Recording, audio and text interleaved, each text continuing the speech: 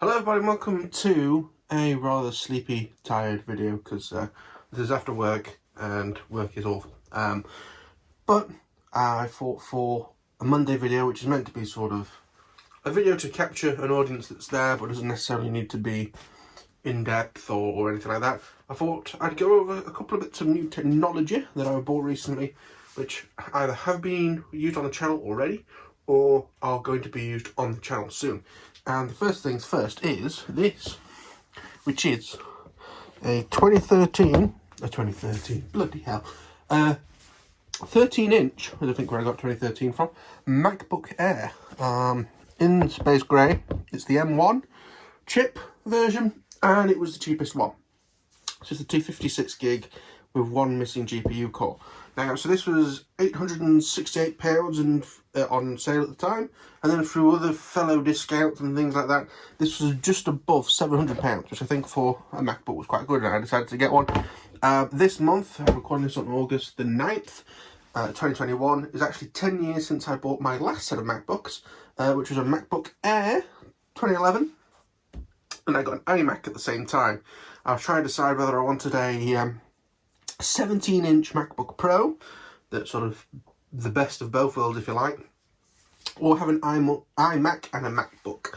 I bought a MacBook Air, cheapest. You had like 128 gigs of storage, and then an iMac with sort of all the bells and whistles. I added my own extra RAM up to 16 gig, but I had the upgraded processor, upgraded GPU. And as we come up on their 10th birthday, if you like, with me at least, I decided that I wanted to try another one again. Since I got those, I used the iMac for ages. The MacBook lasted about 3 or 4 years.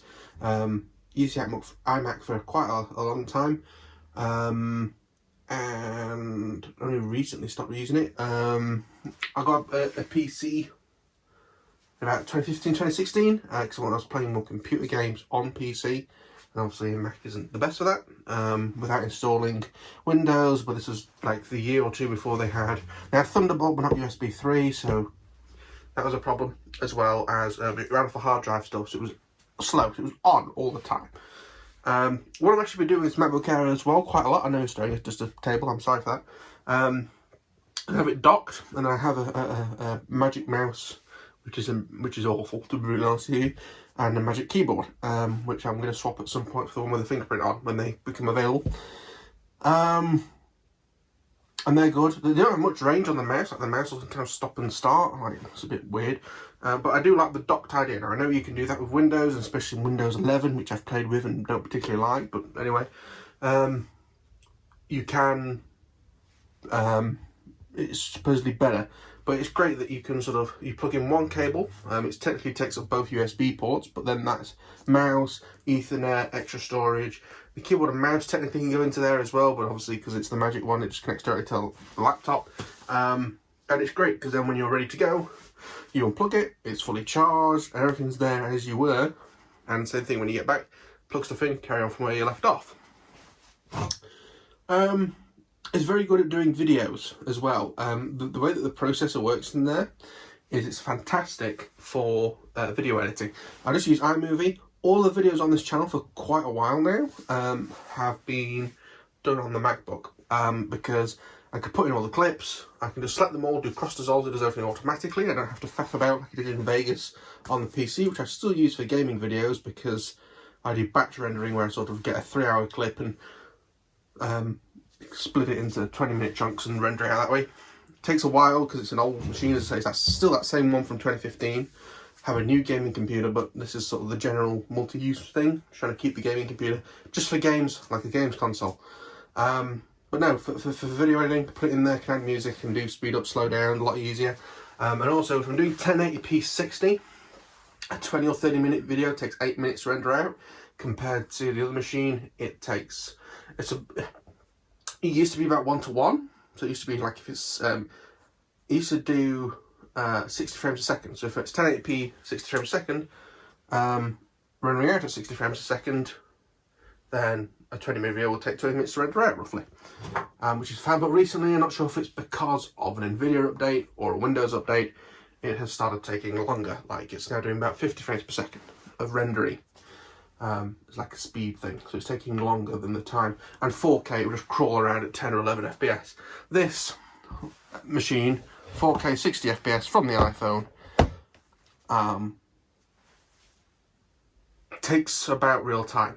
It's not like the other one, it does like an FPS readout or a very accurate time. It sort of jumps every 5 minutes to different value. It's not the best in terms of time, but that's fine. So it allows me to do speed ups and slows down easier, cross dissolves easier. Music is about the same. Rendering time's better even on this cheapest machine. Now I've realised how good it is at rendering, because I didn't get that to do this. It was just a general thing. If anything, it was also to slightly replace my iPad. I wish I'd got a MacBook Pro, so it's a little bit quicker because it has the fan in it, where this is fanless, so it's completely quiet. It's an incredibly fast machine in general. Incredibly fast. But a MacBook Pro wouldn't have been silent, but it'd be a bit better for longer renders. And also 256 gigs, a little bit low. I wish I'd gone for 512. But otherwise, I really like it. It looks good. You do only have 3 ports on it, which is a bit of a nightmare. 2 USB-C and a headphone jack, although it's Apple product, so that headphone jack isn't a given. But overall, I really like it, and I think for what it was a fair price, considering the Asus machine that I bought for about $650. Isn't really a patch on that for around just over $700. Now, another thing that I'll point out why a MacBook is very good for this type of thing is I record everything on the iPhone. What you're watching now is a iPhone 11 Pro Max. And what I used to have to do, because of the way that Windows and iPhones interact with each other, is stupid. I used to upload all the videos to Google Drive, which would take a while. I have fairly fast internet. I have 150 upload and 950 download. That's in megabits or megabytes or whatever it is. So fairly fast. It's pretty much the fastest you can get in the UK for domestic. It's BT's top tier doodah bob. And compared to other countries, you don't do symmetrical, so you don't have like 300 up, 300 down. We have staggered. It uploaded to Google Drive, which I have to pay for more storage of. I have 100 gigs of that for like 20, 30 quid a year. Then once it's done that, I have to go to my Windows PC, select all the clips, download it. It then has to do a virus check. It compresses them into folders and then downloads them. And then I have to import them into Vegas. With this, I select all of them in my phone, I click share, and then use AirDrop, which wirelessly transfers it directly from the phone to this. And because it's over Wi-Fi, which is a lot faster because they're sat next to each other, and one of the mesh routers is the main mesh router is more or less next door to where we are. From doing it upstairs, it's incredibly quick. And it doesn't seem to have any quality loss or anything like that, which I don't think Google Drive does, but anyway. And of course, 30 quid a year I don't need to pay for. So overall, it's just a lot more fun. I know a lot of people don't like Macs. What's kind of annoying about the M1 stuff, which I've not had any issues running non-Intel based things, they all seem to run fine. One of the problems, of course, with the M1 based ones is that I can't dual boot Windows. So if I could have dual boot Windows, I think I've got a 512 or a 1 terabyte, or maybe got a cheaper one, upgrade it. I'm not against upgrading stuff. I can do that if Apple will let you, if they won't on these. What was really good, or what's the pain, is that I can't sell that Asus, so I'll get rid of it. I have to use that as my Windows one. So whenever I'm doing stuff in I'm going to use that. I know there is a MacBook version, but then I have dongles on dongles on dongles to get stuff connected. But yeah, dongles so far have not been too bad for me. SD cards have been a bit of an issue. It's a shame that it doesn't even have like a micro SD card reader. But the reason why I've been using micro SD card readers is, you may have seen a video recently where I had a GoPro strapped to my head. Because I was filming my RB8, I'll put that on here, also for my mum as well. Well, I decided to get, to help with that in the future, what are these? So I got the 329, that's in pounds, version. So you get a year's subscription to GoPro. Wish they could have given it an actual, like, the GoPro subscription, but it hasn't. The reason why is I wanted a bit more resolution, so this will do 5K up to 30, or 4K up to 60, which is what I've got it set to. I've got it set to the narrow band with the stabilization and auto leveling. What else? I watched some videos on what settings to put in. I've set it up like that. I've also done it so that it's set up for outside, because the only thing that this is going to be used for is either on the front of planes or on my head watching planes fly, so it's all going to be outside. I did do a video before I did all these settings just straight out the box in my car, which was a bit meh, but it was just sort of sat on the dashboard. It wasn't mounted or anything, which is a good thing about the weight of it. Sat on the dashboard, filming the outside. So let's try and show you what you get for your £329. So you obviously get the camera, which still has some of its wraps on because I wanted to remove them with you. So it still has the connectors here. The GoPro Hero 9s are criticised for being a bit heavy. One thing that I'll criticise it for is you have this latch here to unplug and get the battery out. And you also have something here which I thought maybe exposed something. So I broke that off, but that's not to do with that. That's nothing. So yeah, replaceable lens. The two things that it came with, as far as I can remember, is it had that GoPro subscription. It also had a 64GB SD card, which strangely just came like this, like there was no cardboard around it. It's a Kingston unit. Yeah, and also it came with that. It also came with extra battery, which is still in the box. Let me show you what came with this. Strangely, I seem to have lost the flat plate. So you get a USB-C cable. Thank God it's USB-C. You get this tray, which I'm not sure if you're going to keep or not, but it comes with this case. Now, it comes with a claw thing, is what I call it. A bolt thing, and a curved mount. Not a flat one that I've seen. That's a bit more weird. I'm not sure if you're meant to like keep this tray in here, or if you're meant to like. Doesn't seem the most well thought out thing. We'll see what we're going to do with that once we got all this other stuff unboxed. So as I say, the card is actually in the camera, and the battery that comes with it. We have a separate rechargeable battery. For the size of the battery, that's a ridiculous amount of packaging. This is like a criticism. I don't have anything sharp. Not even my brain today. Let's use a drill. So I'm always safe with very small drills. If I've not told that story on this channel, I stuck a 2mm drill through my thumb once, trying to drill out the end of a super glue bottle. So that was fun. So the battery isn't even where it's meant to be. Come back. Yeah, that's a massive waste of packaging, really, for what it is. I know it's all paper, but again, so we have a brand new GoPro battery.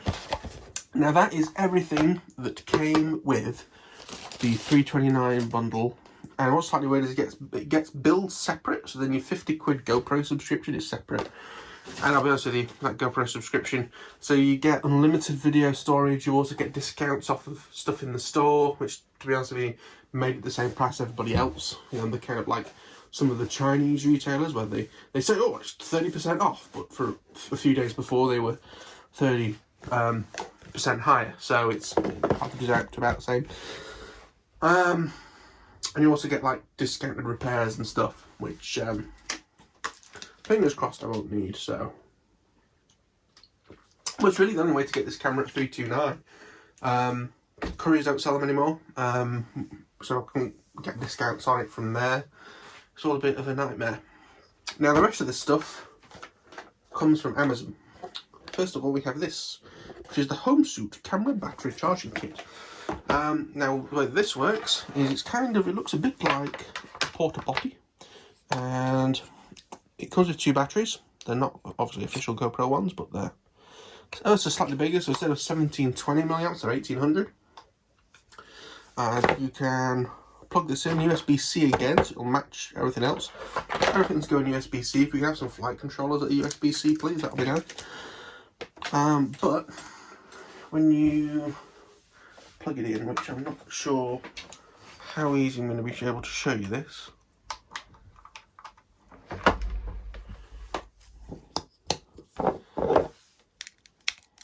So you have this really bright blue light, and then you have this. You can see red means charging, green means done or there's nothing in. So what I can do is slide that in, and strangely it only ever seems to work. Oh, the cable fell out. Let me just test that. Does it work with the lid open? It does, but you can shut it to like keep them safe. So I have a total of 4 batteries. GoPro do something similar. I can't remember if it's 3 or 2, but I don't think it has a lid, and also it comes with 1 battery, not 2. So that's that, which I'll leave plugged in actually because I need to charge that brand new battery up. So that's the home suit thing. This is actually something that I've used already on the Hero 4 that I used in the previous video. Using our drill friend again. It's an Amazon's basic head strap. It's about £9, which is too bad. And actually, it comes with everything that you need. The reason why I bought one for this is, to be brutally honest with you, I've lost the other one, which also means I lost the case for my Hero 4, which is a pain in the arse. I have the Hero 4 still, just lost the case. So what you can then do is with something like this, you can, now I don't have any nails, so another criticism I will say of this GoPro is that everything, if you don't have nails, needs a tool for you to use. So there's the tabs underneath, and then you can just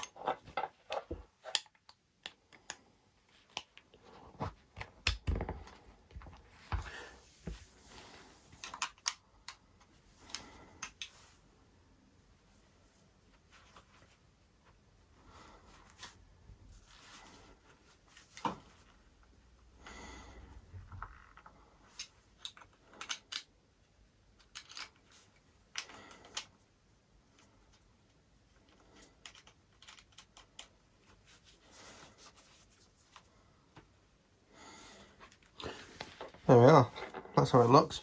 The other thing is, like, for example, to get in the battery door, I'm gonna have, when it's been upstairs, I've been using an actual like a screwdriver blade, and you can see that's why it's a little bit sort of chipped up on the paint there. So that's another criticism. I guess the idea is it's a waterproof case, that's why it's got to be like that. But either way. What else have we got for our little GoPro friend? We have, what's this? That is a packing slip. I have a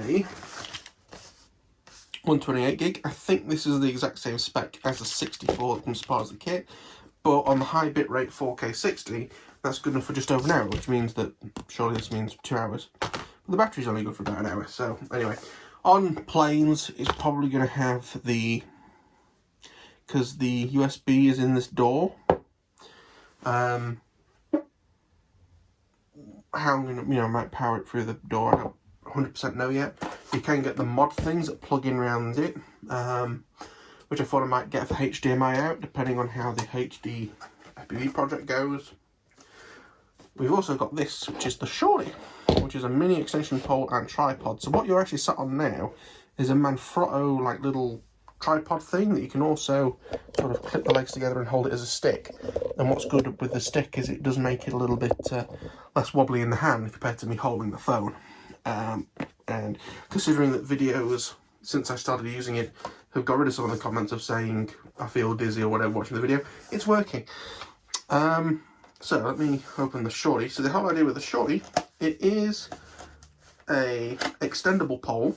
So the Manfrotto here isn't, and then of course it has an iPhone adapter on it. But the idea of the Shorty, which again, like, it was in there. What a ridiculous amount of packaging. So, ooh. Tell you what, compared to the Manfrotto, oh god. So the Manfrotto is plastic, but it's like high density plastic. This feels incredibly cheap. So you can use it as like a tripod. It means the GoPro will be about the same height as the phone. has a screw sort of thumb thing as well. But you can also clip it together. So you have like a bit of a stick, so it's easier to hold the GoPro. That feels quite nice, that action. You can also extend it so you have a bit of extra range. Now when I have, I'm quite tall, so I have a big arm reach. When I have held the GoPro at length, I did feel it was too close. But honestly, the extra couple of inches, which we can all need, is going to probably make that look better. But I think that's it for GoPro accessories. Because before I've had run cams and the GoPro Hero 4 without any sort of gimbal, which never looked too bad. You know, a little bit of rock in the wing, and this hopefully not be too bad. I actually recently watched a video from, is it RC Explorer? No, Archangel RC, sorry. And he had a video of a plane that was sort of doing this as it went along, and I thought, I wonder if the GoPro could deal with that, because I think he uses the DJI action camera, which I'm not against, but because there was this, there was also the Insta360. I still have a 360 camera somewhere, which maybe I should get on eBay, because to be honest with you, I don't think I'm going to use it. I used it once on a plane that crashed. It wasn't because of that, but it looked ridiculous because it was stuck at the top. And I don't know, it just didn't fully seem right. So that might end up on eBay soon. I've got to try and sort out all the different boxes. Unfortunately, the Hero 4 is down here. I also have an original Hero. The 1080p 60 is like its maximum thing, but it had an AV out, so I would often actually use that as the FPV camera. Not the best idea, but it worked. That's in a box there, labelled GoPro. I have a few boxes that I want to try and combine together, because at the minute I've got a ridiculous amount of boxes. Doesn't help that I've got 2 new radios and not got rid of the old ones yet. Well, 3 new radios, but one of them has gone in a box, and the other one sort of, is basically bought 3 new radios and already got rid of one, so I've now ended up with 2 extra boxes. But anyway, I'm going to try and put all this lot back in the box. I'm going to do a quick edit on this to try and get the colour sorted out, as well as I coughed at the beginning, so I need to get rid of that. I do cross dissolves and sound and stuff. But fingers crossed, all this will fit in that box, and then I'll just have that for GoPro. That'll be fantabulous. But yeah, hopefully you enjoyed this. Something slightly different for Monday, a bit rambly. But at least I talked all the way through, so maybe if you've had this on the background, that'll be interesting for you. Compared to some of the videos where you do have to sort of watch it because of what we're doing. I think tomorrow will be a video on the FT, I want to say Widget and then Sparrow, but none of them are arrived. Goblin, Widget, and then Sparrow. Yeah, definitely not Goblin. But anyway, we'll see you tomorrow with something actually flying related. Oh, this is flying related, but it's not directly. And I'll see you all in the next one. Thank you for watching. Like, subscribe for more stuff. Comment if you have any questions about this stuff, and I'll see you all in the next one. Bye bye.